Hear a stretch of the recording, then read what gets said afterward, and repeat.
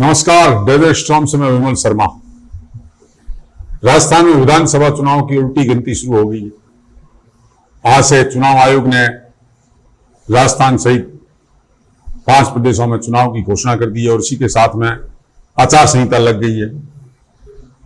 इसी के साथ राजनीतिक सरगर्मियां भी बढ़ गई है और किस तरह से ये चुनावी रंग ढलेगा और आगे आने वाले दिनों में किस तरह से चुनावी रंग धीरे धीरे आगे गहरा होता जाएगा, उसको लेकर हम आज चर्चा करेंगे। हमारे बीच में रिटायर्ड आरपीएस अधिकारी सुख सिंह, वो जिला फुटबॉल संघ के अध्यक्ष भी है और स्वदेशी जागरण मंच के स्वरोजगार सृजन और स्वावलंबन के लिए कार्य करने की संस्था से संरक्षक के रूप में काम करते हैं। आज हम उनसे आचार संहिता लगने के बाद में जैसलमेर विधानसभा क्षेत्र में और पोखरण विधानसभा क्षेत्र के साथ ही राजस्थान में भारतीय जनता पार्टी की क्या स्थिति रहेगी या वो किस तरह से देखते हैं और किस तरह के वो प्रबल दावेदार हैं इस विधानसभा क्षेत्र से, क्योंकि वो पिछले 2 साल से सेवानिवृत्त होने के पश्चात उन्होंने अपनी कर्म भूमि को, मातृभूमि को ही एक तरह से कर्म भूमि बनाकर और जन जन से जाकर संपर्क किया है, लोगों के बीच उठे हैं, लोगों के दुख दर्द जाने हैं। तो आज हम उनसे राजनीतिक चर्चा करेंगे। नमस्कार, आपका बहुत बहुत स्वागत है। आप पिछले 2 साल से जैसलमेर से जब आप सेवानिवृत्त होकर आए हैं, आपने अपनी मातृभूमि को कर्म भूमि के रूप में बदल दिया है और आप लगातार इस क्षेत्र में सक्रिय हैं। तो आप चुनाव को लेकर कितने टिकट को लेकर आश्वस्त हैं कि किस तरह से आपको टिकट मिल जाएगी? जी, एक मेरा इस संबंध में ये निवेदन है कि जहां तक टिकट का प्रश्न है, ये तो पार्टी का, संगठन का, ये जो उचित समझेंगे उसको टिकट मिलेगा। जहां तक अगर आपको ये प्रश्न आपका मेरे प्रति है, तो मेरा इस संबंध में ये कहना है कि मैं इस संबंध में यूं आश्वस्त हूं कि पार्टी मुझे अवसर देगी, क्योंकि मैंने हमेशा जनता के बीच में जिस दिन से मैंने इस पार्टी ज्वाइन की तभी से लगातार काम कर रहा हूं। मैं अपने क्षेत्र में एक अनुभवी और प्रतिष्ठित व्यक्ति के रूप में मैंने जनता के बीच में हमेशा काम किए हैं। मैं निर्विवाद व्यक्ति हूं और यहाँ की जनता के बीच में मैं जो काम करता हूं तो लोग कुछ नया चेहरा या निर्विवादित व्यक्ति इस तरह का कुछ लोग चाहते हैं। और मैंने पार्टी के जितने भी कार्य जो पार्टी निर्देशित हैं, पार्टी के द्वारा काम दिए जाते हैं, उन सब में मैंने निरंतरता से, सक्रियता से और निष्ठा से काम किया है हमेशा से, और मैं निरंतर कर रहा हूं। चाहे पार्टी के द्वारा बड़े प्रोग्राम, चाहे वो परिवर्तन यात्रा की गई हो, चाहे जन आक्रोश रैली का किया गया हो, चाहे यहाँ पर जो है वो जन समस्याओं को लेकर के कोई आंदोलन किए गए हो, बिजली पानी की समस्याओं को, स्वास्थ्य की समस्याओं, पर्यटन की समस्याओं, किसी भी क्षेत्र में, चाहे जमीनों के फर्जी आवंटन जो है मोहनगढ़ की 1 नंबर तहसील और 2 नंबर तहसील जो उपनिवेशन की उसमें हो, सभी पर जो है वो एक आंदोलनात्मक तरीके से जनता के साथ रह करके और जनता के सुख दुख में, जैसे जो यहाँ विस्थापित भील समाज के लोग थे, उनके घरों को उजाड़ दिया गया, तो उस समय जो है वो सबसे पहले ये मुद्दा मैंने उठाया था। ये पर्यटक नगरी है जिसका सबसे ज्यादा सौंदर्यीकरण का जो हनुमान चौराहा था, जिसको कुछ असामाजिक तत्वों द्वारा तोड़फोड़ की गई थी सरेआम, तब भी मैंने इसको प्रमुखता से इस मुद्दे को उठाया था। शहर की हर समस्या पर, गांवों की हर समस्या पर, ढाणी की हर समस्या पर, नहरी क्षेत्र की जमीनों के मामले में, पानी के मामले में, सब जगह प्रखर रूप से प्रमुखता से मैं मुद्दे उठाता रहा हूं और इसलिए जनता जो है मुझे पसंद करती है।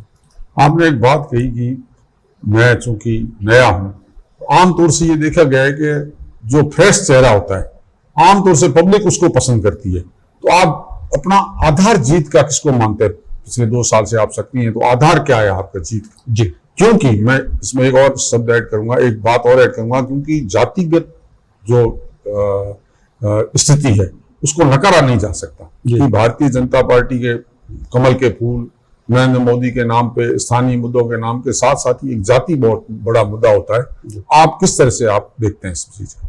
देखिए, जहां तक पार्टी के जीत का सवाल है, वो यशस्वी प्रधानमंत्री नरेंद्र मोदी जी के नाम पर हर आदमी वोट करना चाहता है। ये बिल्कुल लोगों में, अभी हमने परिवर्तन यात्राओं में, जन आक्रोश यात्राओं में देखा है, इस कांग्रेस की जो मतलब कुशासन की, भ्रष्ट जंगल राज की, महिला विरोधी, युवा विरोधी, मतलब ये जो किसान विरोधी, इस सरकार के विरुद्ध लोगों में जो जन आक्रोश है वो हमने देखा है। उससे जो है जनता, भारतीय जनता पार्टी का सुशासन लाना चाहती है। वोट पड़ेंगे यशस्वी प्रधानमंत्री नरेंद्र मोदी जी के नाम पर। जहां तक स्थानीय मुद्दों पर बात करें, स्थानीय मुद्दे भी अपने आप में काम करते हैं चुनाव में। अगर आप जातिगत वोटों की बात करें, जातिगत वोट वैसे 36 कौम के वोट पड़ते हैं। विधानसभा चुनाव के अंदर किसी एक विशेष जाति का कोई ऐसा नहीं कह सकते कि वो उस जाति का ही आदमी होता है या वही जीत जाता है, ऐसा कुछ नहीं होता है।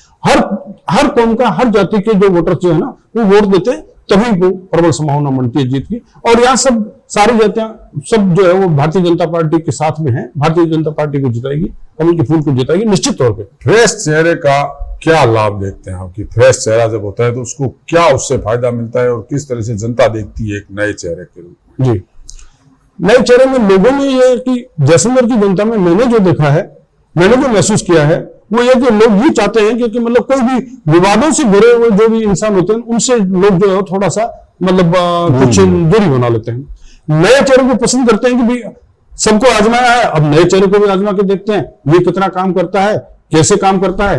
कुछ वो थोड़ा जनता के नजदीक रहता है ना, तभी वो उसको पसंद करते हैं। बाकी नया चेहरा हो और कोई पसंद कर ले ऐसा कुछ नहीं है। एक प्रबल जनाधार भी हो, लोगों का चाहता हो, पसंद का हो, लोगों के सुख दुख में साथ खड़ा हो, हर समस्या को जो है वो आगे प्रखरता से रखता हो, ऐसा विश्वास जनता में होता है, तो फिर जनता जो है उस नए चेहरे को पसंद करती है।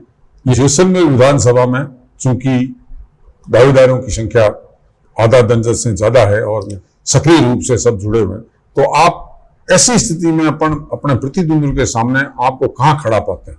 जी देखिए, जैसलमेर विधानसभा में आकांक्षियों की, दावेदारों की संख्या जैसा आपने बताया ज्यादा है।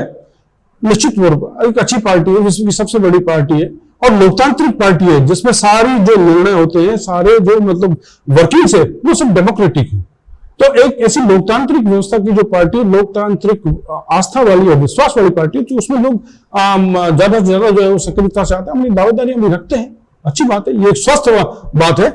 लेकिन जहां तक मैं मेरी बात कहूं कि इन सब दावेदारों के बीच में मैं भी एक दावेदार हूं और मैं अपने आप को कैसे स्थापित करता हूं, इस संबंध में मेरा निवेदन है कि जो भी अभी दावेदार है अपनी दावेदारी रखते हैं। मैं निश्चित तौर पर इस बारे में कहता हूं कि मैं जनता के बीच में काम करता हूं, हर दुख सुख में साथ रहता हूं, बहुत ही ज्यादा सक्रियता से काम करता हूं, पार्टी के हर मुद्दे पर जो है वो प्रचार प्रसार करता रहता हूं, हर जगह जाता हूं और हर बूथ मंडल के स्तर पर, हर आस्था केंद्र पर भी जाता हूं। तो ये सारी चीजों से जो है वो मेरे एक नए चेहरे के रूप में, एक प्रशासनिक अनुभव रखने वाले के रूप में, परिपक्व समझ रखने वाले के रूप में मुझे लोग बताते हैं कि ये हम सब चीजें पसंद करते हैं, आप में कुछ इस तरह का कुछ अलग देखते हैं, ऐसा कुछ मुझे महसूस हुआ है। यही मेरी बात है। राज्य में जिस तरह से वर्तमान मुख्यमंत्री अशोक गहलोत जिस तरह से योजनाओं, जिस तरह से जिला, जिस तरह से वो फ्री के बांटने की स्थिति कर रहे हैं, ऐसी स्थिति में आप भारतीय जनता पार्टी की चुनाव में क्या संभावना रहेगी राजस्थान? जी देखिए, अभी जो माननीय मुख्यमंत्री जी ने जो अभी जो घोषणाएं की है, देखिए ये घोषणाएं करना एक मतलब यहां तक कि एक साधारण शब्दों में कहें तो लॉलीपॉप जैसा है, या कुछ भी नहीं है। जो कुछ भी एक झूठ का पुलिंदा है, धरातल पर कुछ भी नहीं हुआ, लोगों को कुछ भी लाभ नहीं मिला। अभी आप देखिए, कल ही बात कर रहे थे कि 3 जिले और बना रहे हैं। अरे जब आपको पहले जिले बनाए उसमें भी कोई वर्किंग अभी तक आई नहीं है, एडमिनिस्ट्रेटिव वर्क नहीं हुआ है, कोई एडमिनिस्ट्रेटिव थॉट नहीं आई है, पब्लिक को कोई रिलीफ नहीं मिली है, आप फिर ऐसी बातें कर रहे हो। कभी आप जो है कोई मोबाइल बांट रहे हो, वो भी खराब हो गए, उल्टे विपरीत पड़ा उनके। जो केंद्र सरकार की योजनाएं हैं उन पर जो अपना लेप लगा करके, लेवल लगा करके आप बातें कर रहे हो, चाहे वो जो रिलीफ केंद्र सरकार ने दी, योजनाएं केंद्र सरकार की है और उन पर आप मतलब जो अपना एक लेवल लगा करके काम करना, जनता सब समझती है। ये सारा झूठ का पुलिंदा है। चुनाव के लिए जो झूठी घोषणाएं होती है, ये अगर मान लो इनको करना ही था, जनता को राहत देनी थी, अगर वास्तव में ये वेलफेयर स्टेट की तरह काम करते, लोक कल्याणकारी राज्य की नीति से काम करते, तो ये इन योजनाओं को पहले लागू करते और इसका लाभ लोगों तक पहुंचाते।